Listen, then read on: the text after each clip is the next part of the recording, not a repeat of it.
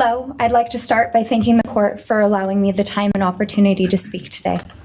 My name is Alivea, and I am the big sister of Alivea Goncalves, and I was blessed to love Madison Mogan as a sister too. I'm not here today to speak in grief, I'm here to speak in truth. Because the truth is, my sister Kaylee and her best friend Maddie were not yours to take.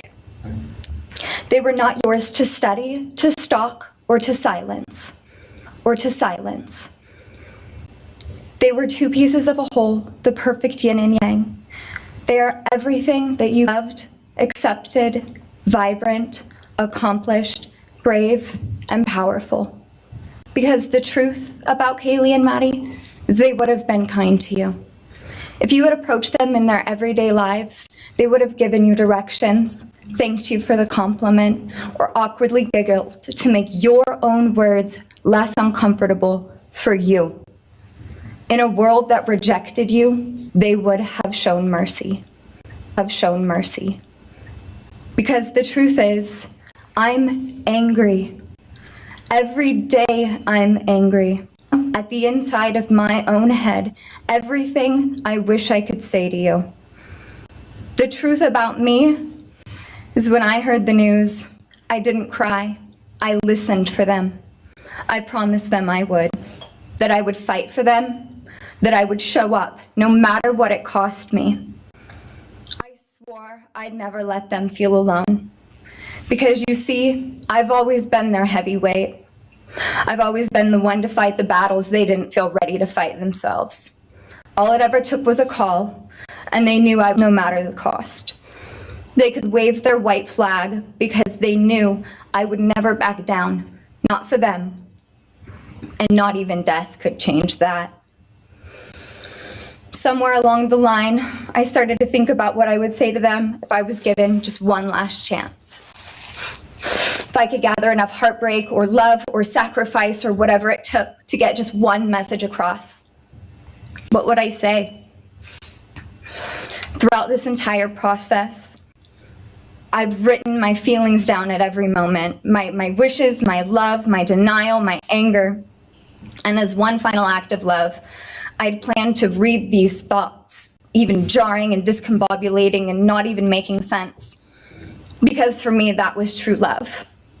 As bare and as naked as it could be, not laced in pretty words or dressed for the occasion, but written through bleary eyes at 2 a.m. with clenched fists, angry at this reality.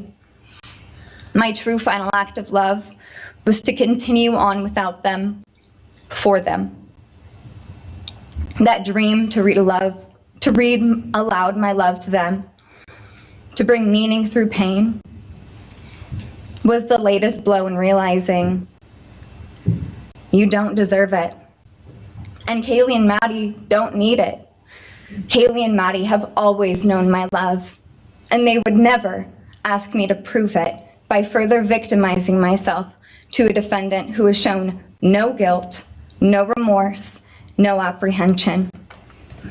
They would say to me, "Why would you give the satisfaction of showing vulnerability now?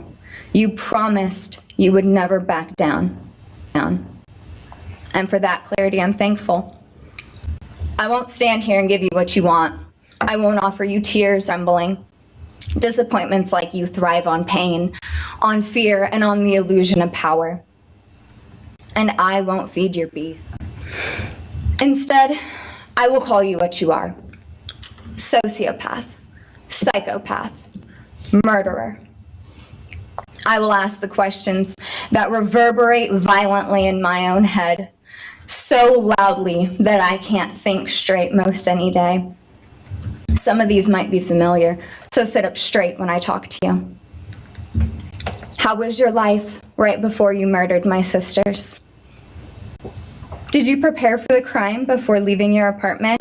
Please detail what you were thinking and feeling at this time. Why did you choose my sisters? Before making your move, did you approach my sisters? Detail what you were thinking and feeling. Before leaving their home, is there anything else you did? How does it feel to know the only thing you failed more miserably at than being a murderer is trying to be a rapper? Did you recently start shaving or manually pulling out your eyebrows? Why November 13th? Did you truly think your Amazon purchase was untraceable because you used a gift card? How do you find it enjoyable to stargaze with such a severe case of visual snow? Where is the murder weapon? The clothes you wore that night? What did you bring into the house with you? What was the second weapon you used on Kaylee?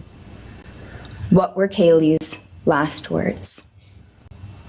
Please describe in detail the level of anxiety you must have felt when you heard the Bearcat pull up to your family home on December 30th, 2022. Which do you regret more? Returning to the crime scene 5 hours later, or never, ever going back to Moscow, not even once, after stalking them there for months? If you were really smart, do you think you'd be here right now? What's it like needing this much attention just to feel real? You're terrified of being ordinary, aren't you? Do you feel anything at all? Or are you exactly what you always feared? Nothing. If you're so powerful, then why are you still hiding, defendant? You see, I'm here today as me. But who are you? Let's try to take off your mask and see. You didn't create devastation. You revealed it in yourself. And that darkness you carry, that emptiness, you'll sit with it long after this is over. That is your sentence. And it was written on the wall long before you ever pled guilty. You didn't win. You just exposed yourself as the coward you are. You're a delusional, pathetic, hypochondriac loser who thought you were so much smarter than everybody else. Constantly scolding, turning your nose up to grammar mistakes, nitpicking and criticizing others. You wanted so badly to be different, to be special, to be better, to be deep, to be mysterious. You found yourself thinking you were better than everyone else, and you thought you could figure out the human psyche and see through it, all while tweaked out on heroin. Lurking in the shadows made you feel powerful because no one ever paid you any attention in the light. You thought you were exceptional, all because of a grade on a paper. You thought you were elite because your online IQ test from 2010 told you so. All of that seemed important. It's desperate. There is a name for your condition, though. Your inflated ego just didn't allow you to see it. Wannabe. You act like no one could ever understand your mind, but the truth is you're basic. You're a textbook case of insecurity disguised as control. Your patterns are predictable. Your motives are shallow. You are not profound. You're pathetic. You aren't special or deep, not mysterious or exceptional. Don't ever get it twisted again. No one is scared of you today. No one is intimidated by you. No one is impressed by you. No one thinks that you are important. You orchestrated this like you thought you were God. Now look at you, begging a courtroom for scraps.